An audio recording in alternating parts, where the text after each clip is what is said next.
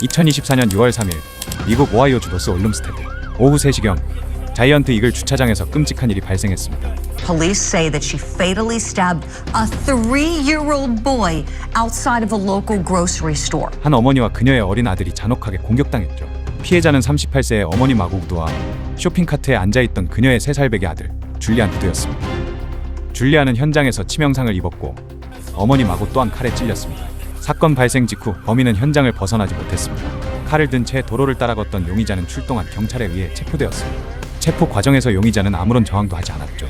잔혹한 살인과 살인 미수 혐의로 기소된 범인의 이름은 바이온카 앨리스였습니다. 하지만 대중에게 더 큰 충격을 준 것은 그녀의 행동이었습니다. 마치 어디서 개가 짖나하는 듯한 표정. 죄책감은 단일도 찾아볼 수 없는 모습이었습니다. 피해자 가족이 지켜보는 앞에서 말이죠.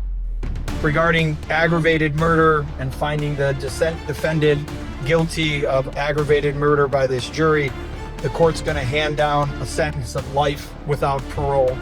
도대체 어떤 일이 있었던 것일까? 한 여성의 정신 상태는 어디까지 무너졌으며 사법 시스템은 이 비극을 막을 기회를 놓친 것은 아닐까? 지금부터 이 사건에 대해 저와 함께 들어가 보도록 하겠습니다. 처벌 실화냐? 바이온카 앨리스는 주차장으로 향하기 전 마트 옆에 있는 중고품 매장에서 칼 2자루를 훔쳤습니다. 그리고 오후 2시 58분경 그녀는 흉기를 소지한 채 자이언트 이글 안으로 들어갔습니다. 충격적이게도 그녀는 훔친 칼을 들고 마트 내부를 걸어 다녔습니다.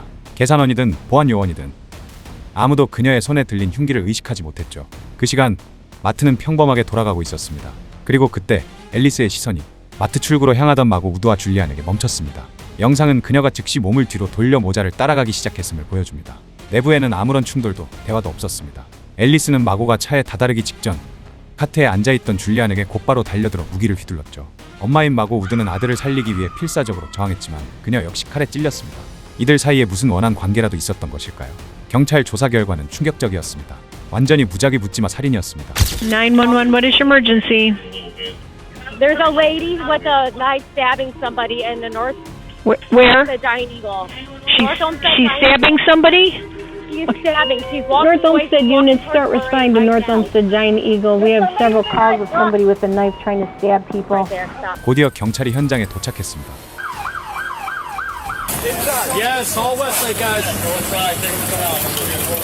All right, you ready? Ready? Ready, three?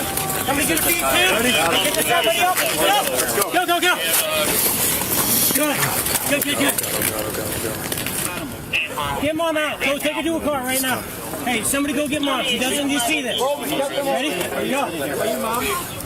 She say anything? No, anything? I didn't hear anything. I had my windows down. I didn't hear anything. All I heard was just screaming, and the lady grabbed her child up out the cart, and that's when it fell over, and they collapsed over here, and the lady just continued to walk off.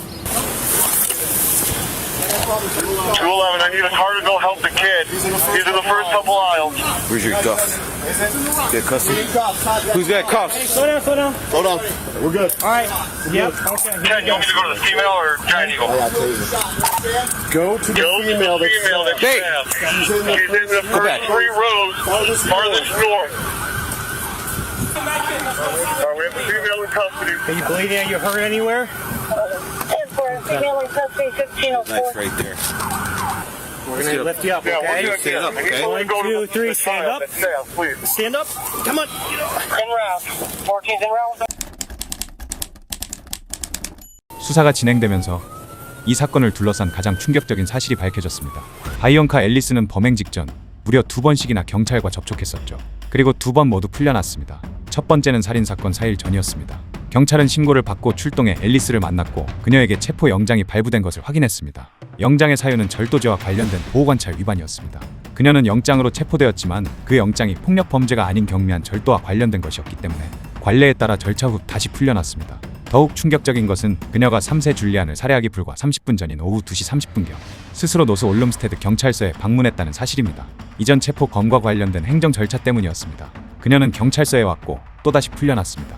그녀가 경찰서를 떠난 직후 중고품 매장에서 칼을 훔쳤고 30분 만에 마트 주차장에서 잔혹한 살인을 저지른 것입니다. 이 사실이 알려지자 대중은 분노했습니다. 경찰이 사전에 범행을 막을 수 있었던 것 아니냐. 이와 같은 비난이 쏟아졌습니다.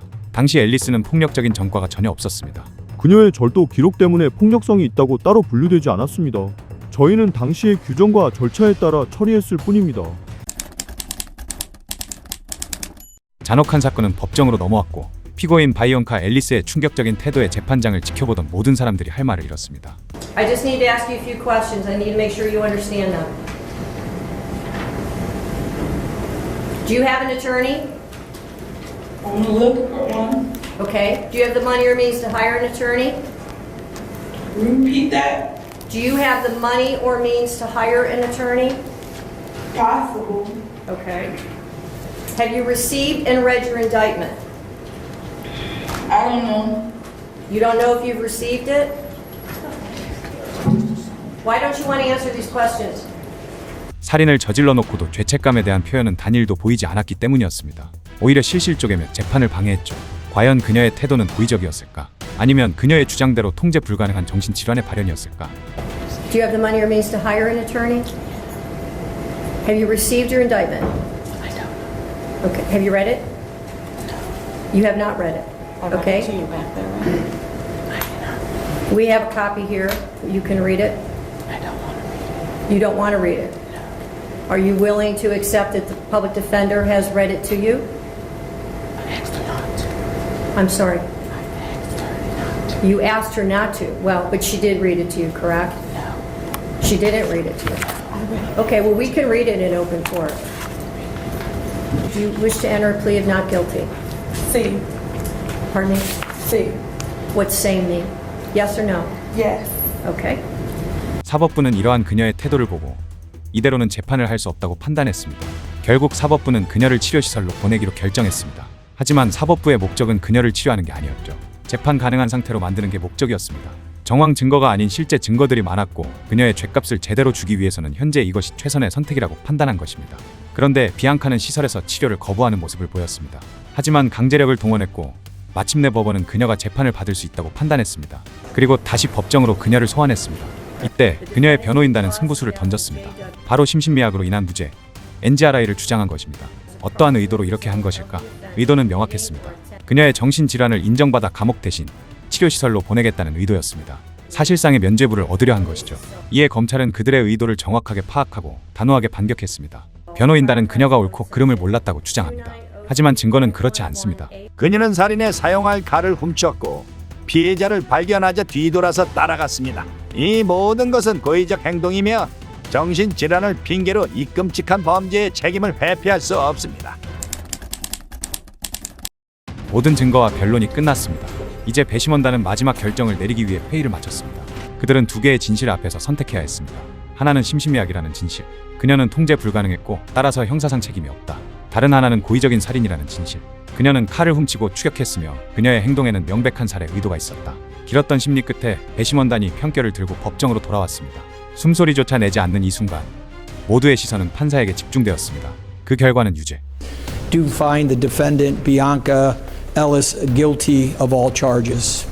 심신미약 변론은 거부되었습니다. 배심원단은 그녀의 행동은 정신질환으로 인해 면책될 수 없으며 그녀는 3세 줄리안 우드의 죽음에 대한 완전한 책임을 져야 한다고 판단한 것입니다. 배심원단의 유죄 판결이 내려진 후 12일이 지났습니다.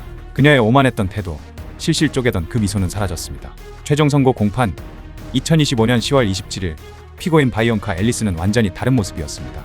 뒤늦게 질질짜며 사과를 했죠. 유죄가 확정된 후에야 비로소 죄책감이나 두려움을 드러낸 것입니다. 하지만 이미 열차는 떠났습니다. 그녀의 태도 변화는 재판의 결과를 바꿀 수 없었습니다. 줄리안의 부모님은 마지막으로 자신들이 겪은 비극의 무게를 다시 한번 법정에 전달했습니다. I watched my son take his first breaths when he was born. And I watched him take his last in my arms, covered in his blood. A mother should never have to bury their child. A mother is supposed to go first, not her children. A mother shouldn't receive her child's death certificate at 3 years old, and his cause of death is by homicide. The last thing I will ever hear from my son is his scream, the sound of his pain and fear before he was gone. I hate that I'm here and my son is gone. Just because you have a mental illness doesn't mean you can use that to justify you murdering my son. What you did was unforgivable and it can never be taken back. You deserve to go to jail for the rest of your life, so you can't hurt anyone else. 그들의 요구는 단호했습니다. 가석방 없는 종신형. 더 이상의 논쟁은 없었습니다. 루소 판사는 앨리스의 범죄 행위가 가진 극도의 잔혹성과 재발 위험성을 인정했습니다. 그리고 최종적으로 이렇게 답변을 내놓았죠. Charge regarding aggravated murder and finding the defendant guilty of aggravated murder by this jury, the court's going to hand down a sentence of life without parole. 처벌 실화냐?